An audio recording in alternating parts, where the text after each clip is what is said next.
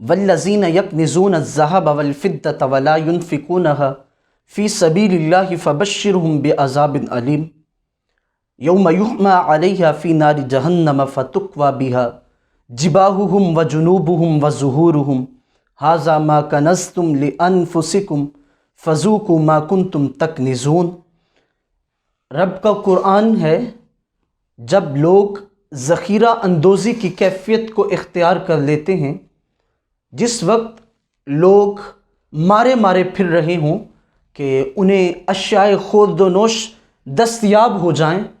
تو تاجر اس وقت مال کو چھپا لیں اس نیت سے کہ مہنگے داموں بیچیں گے، تو اللہ رب العزت نے ایسے لوگوں کے لیے دردناک عذاب کی وعید سنائی ہے۔ یہاں تک کہ میرا رب قرآن مقدس میں فرما رہا ہے کہ جس دن ہم جہنم کو تپائیں گے تو ایسے لوگ جو ذخیرہ اندوزی کرتے ہیں، ان لوگوں کے چہرے،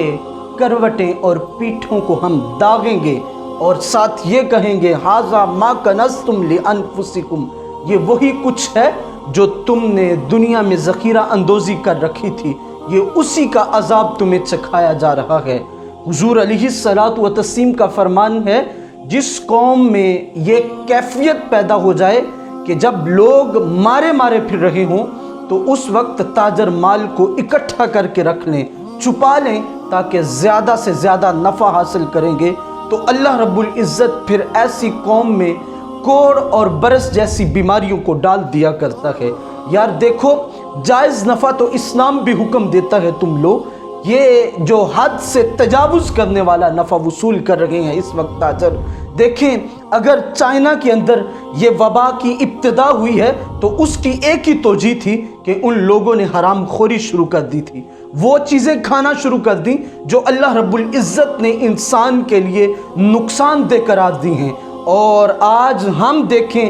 وہ لوگ اگر اس وجہ سے اس وبا میں مبتلا ہوئے اور پوری دنیا میں یہ پھیل رہی ہے، کہیں یہ نہ ہو کہ یہی وبا ہمارے لیے وبال جان بن جائے اور ہم اس سے زیادہ اس مصیبت میں اور نیچے کی جانب اور گرتے چلے جائیں کہ ہم حد سے زیادہ نفع خوری جو ہمارے لیے حرام ہے، ہم جب حرام کھائیں گے تو اور ذلت و رسوائی کے گڑھوں میں ڈوبتے چلے جائیں گے۔ میرے اور آپ پر اس وقت یہ ذمہ داری بنتی ہے کہ ہم جائز منافع وصول کرتے ہوئے لوگوں کو ان کی ضرورت کی اشیاء مہیا کریں، اور بلکہ ہمارا تو حق یہ بنتا ہے اگر اللہ نے دیا ہے تو غرباء کے گھروں میں جا کے ان تک مال کو پہنچایا جائے۔ وہ جو اس چیز کی ہمت نہیں رکھتا کہ کسی دکاندار سے جا کے کوئی چیز خرید لے، ہمارا تو حق یہ بنتا تھا کہ رات کو سوئے ہوئے ان کے گھر میں راشن پہنچا آتے۔ ہم نے کیا کر لیا؟ اے تاجروں میری بات غور سے سن لینا،